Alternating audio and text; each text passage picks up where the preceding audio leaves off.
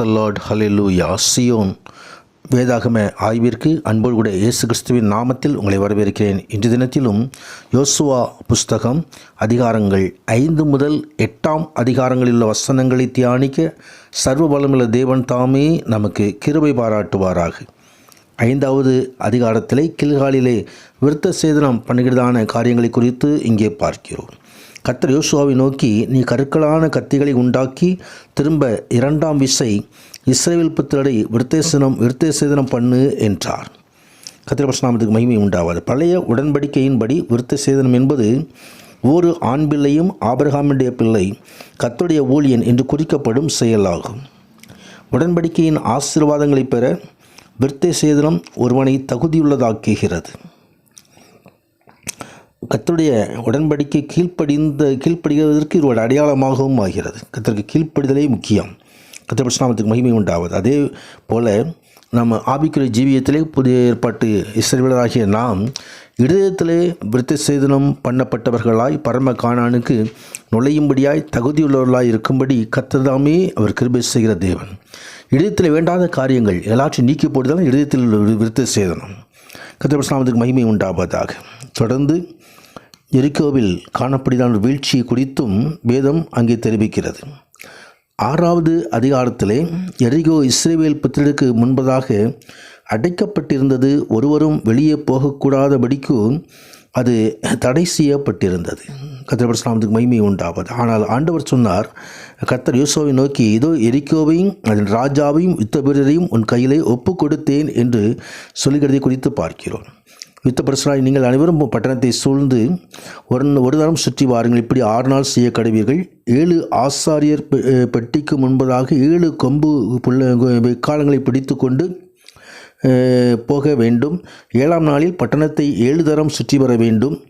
ஆசாரியர்கள் எக்காலங்களை ஊத வேண்டும். அப்பொழுது அந்த அலங்கம் இடிந்து விழும் என்று ஆண்டவர் சொன்னார். அவன் சொன்னபடியே அலங்கம் இடிந்து விழுந்தது. ஜனங்கள் அவரவர் தங்களுக்கு நேராக பட்டணத்தில் ஏறி பட்டணத்தை பிடித்து கொண்டார்கள்.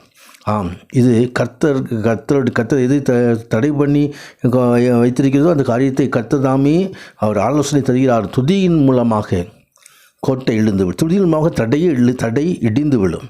இந்த நமது வாழ்க்கையிலும் கடைப்பிடிதான தடைகள் விளை வேண்டுமானால் கர்த்தரை நாம் துதிக்க ஆரம்பிப்போம். துதியின் சத்தத்தை எழுப்பும் பொழுது எல்லா தடைகளும் நம்மை தடைபடின காரியங்கள் எல்லாம் இடிந்து விழுவதை அகன்று போவதை நாம் காண முடியும். கர்த்தர் நாமத்துக்கு மகிமை உண்டாவதாக. 7வது அதிகாரத்திலே ஆகான் என்று சொல்லப்படிதான் ஒரு மனிதனுடைய பாவத்தை குறித்து வேதம் தெரிவிக்கிறது. ஆகானின் பாவம் இஸ்ரவேலருக்குள் அதன் விளைவு ஆகானும் அவனுடைய குடும்பமும் பெற்ற தண்டனை ஆகியவை தேவனுடைய மக்கள் பகிரங்கமாக பாவம் செய்யும்போது வெளிப்படும் நியாய தீர்ப்பின் காரியங்களாய் இருக்கிறதை காண முடியும். தேவனுடைய மக்களிடத்திலே பயங்கரமான பாவம் காணப்படும்போது அல்லது அவருடைய பாவம் பொறுத்து கொள்ளப்படும்போது தேவனுடைய ஆசீர்வாதம் குறைக்கப்படுகிறது, தடுக்கப்படுகிறது அல்லது இழக்கப்படுகிறது. இவர்கள் மத்தியிலிருந்து பாவத்தை விளக்க மறுக்கும் மக்களை தேவன் ஆசீர்வதிக்க மாட்டார். அவர்கள் தண்டனைக்குள்ளாவார்கள்.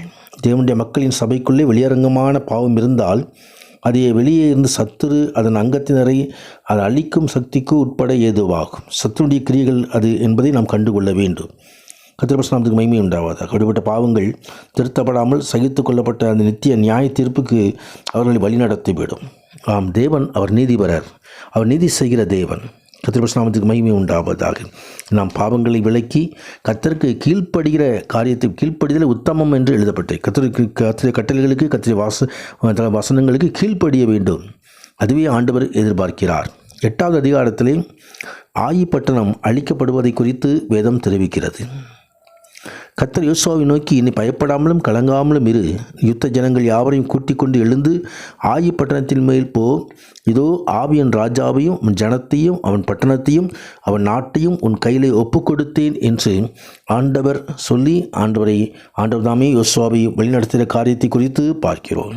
கர்த்தர் நாமத்துக்கு மகிமை உண்டாவதாக. இங்கே ஆயி பட்டணத்தை பிடிக்க கர்த்தர் உதவி செய்தார். கர்த்தர் யோசுவாவை நோக்கி, உன் கையில் இருக்கிற ஈட்டி ஆய்க்கு நேரே நீட்டு, அதை உன் கையிலே ஒப்பு கொடுப்பேன். கர்த்தர் அப்படியே கீழ்ப்படிந்து ஈட்டியை நீட்டின பொழுது அங்கே பதிவிருந்தவர்கள் தீவிரமாய் தங்கள் இருந்த இடத்திலிருந்து எழும்பி ஓடி பட்டணத்துக்கு வந்து அதை பிடித்து தீவிரத்தோடு அந்த பட்டணத்தை தீ கொளுத்தினார்கள் என்று சொல்லி வேத வசனம் சொல்லுகிறது. கர்த்தருடைய பரிசுத்த நாமத்துக்கு மகிமை உண்டாவதாக. ஆம், ஆண்டவர் தாமே தன் பிள்ளைகளுக்கு ஜெயத்தை அருளுகிறவர். இந்த நாளிலும் அது தமது பிள்ளைகளுக்கு ஜெயமான காரியங்களை அருளும்படி யெகோவா நிசி நம்மோடு இருந்து நடத்துவார். தொடர்ந்து ஏபால் மலையிலே உடன்படிக்கை புதுப்பிக்கப்படுகிறதை குறித்தும் இந்த அதிகாரத்தின் கடைசி பகுதியிலே நாம் பார்க்கிறோம். கர்த்தருடைய பரிசுத்த நாமத்துக்கு மகிமை உண்டாவதாக. ஆம், அவனுடைய வார்த்தைகளுக்கு வசனங்களுக்கு கீழ்ப்படிவோம், தேவனை துதிப்போம். நாம் மாபெரும் வெற்றியை மாபெரும் ஜெயத்தை நாம் பெற்றுக்கொள்வோம். இஸ்ரவேலின் ஜெயபலனானவர் நம்மோடு இருப்பார். யெகோவா நிசி நமக்கு ஜெயக்கொடியானவர். நமக்காக சத்துரு வெல்லம் போல வரும்பொழுது அவர் நமக்காக ஜெயக்கொடியேற்றுவார். எல்லா காரியங்களையும் ஜெயமாக இருக்கும்படி அருள் செய்வார். அந்த உன்னத தேவ சமூகத்திலே நாம் தேவனை மகிமைப்படுத்துவோம். கர்த்தர் பெரிய காரியங்களை செய்வாராக. ஆமென்.